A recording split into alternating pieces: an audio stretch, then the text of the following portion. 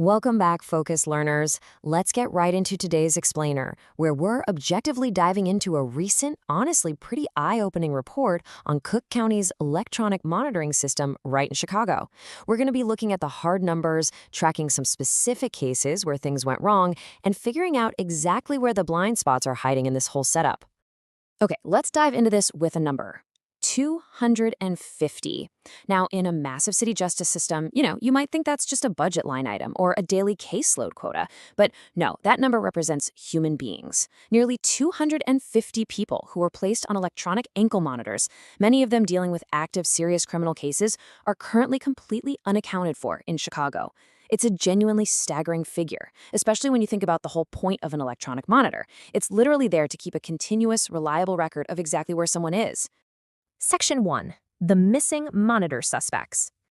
To really grasp the scale of the issue here within the criminal justice system, we have to look at the macro-level data.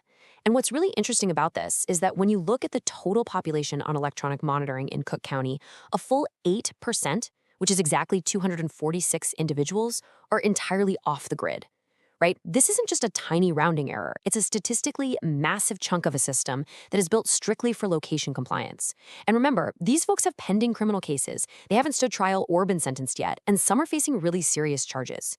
So when 8% of a population you're supposed to be tracking just vanishes, you really have to start questioning the structural integrity of the tracking infrastructure itself.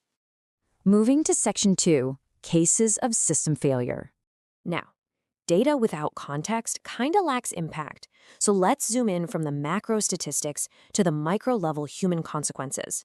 We have two very specific examples detailed in the source material showing exactly how this ankle monitoring system breaks down. On one hand, we have Lawrence Reed, whose failure was about actively ignoring his mandated schedule, so a curfew violation.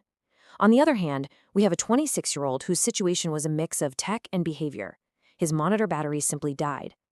In both of these cases, the ankle monitor was physically present, but the systemic oversight completely failed to step in before things escalated.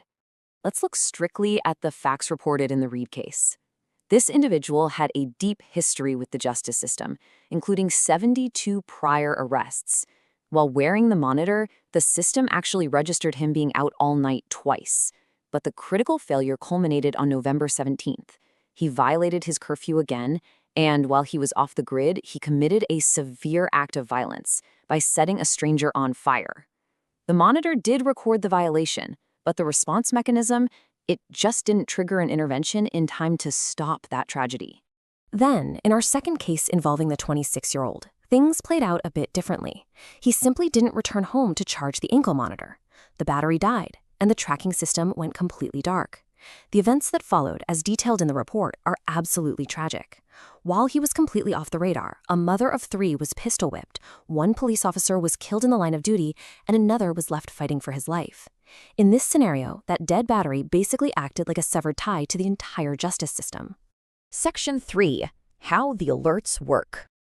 Those two cases vividly highlight the human cost of these gaps. But to understand why these tragedies happen, we're going to zoom back out to these systemic mechanics. And this brilliantly illustrates exactly how the process is supposed to function and exactly where those blind spots exist. Step 1. The tech actually works. It generates an alert for a low battery or a curfew violation. But then we hit Step 2. There is a built-in mandatory 48-hour delay, a full 2 days.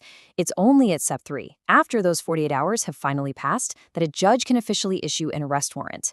And finally, Step 4, that warrant goes into a massive database and effectively just gets lost in the pile.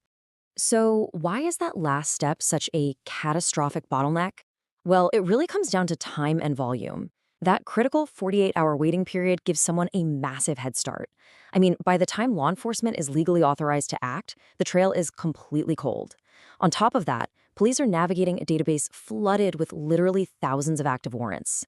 Because the system lacks specific real-time tracking alerts that push directly to patrol officers so they can prioritize these specific missing people, the new warrants just get buried in the backlog. It's basically an administrative traffic jam that completely neutralizes the purpose of the electronic monitor. Which brings us to Section 4, the ongoing search efforts. Knowing all these systemic delays, what does that actually look like for law enforcement on the ground right now? Well, the authorities' perspective is pretty stark. To quote the report directly, Not only are they missing, they have no idea where they are at. None. Zero. The report makes it super clear that officials don't even know if these 246 individuals are still in the state of Illinois. It's a really sobering reality check about the limits of this tracking infrastructure. Once that signal goes dark and that 48-hour window passes, law enforcement is basically flying blind without a compass. But despite these massive logistical hurdles, the Cook County Chief Judge has confirmed that active search operations are currently underway. Law enforcement is dedicating resources to dig through that giant pile of warrants and bring these suspects back into the judicial process. But you have to admit, they are fighting a steep uphill battle against a system that inadvertently gives suspects a huge head start. So, we've mapped out the missing 8%, the tragic real-world consequences when the system fails, and the exact procedural gap that causes these warrants to pile up. Which leaves us with a really critical question. With a 48-hour delay built right into the system's architecture, how can law enforcement ever realistically catch up before even more suspects slip completely off the grid? It is a complex puzzle of policy, technology, and public safety. Thanks so much for joining me on this Explainer Focus, learners. Keep questioning the systems around you, and I'll catch you in the next one.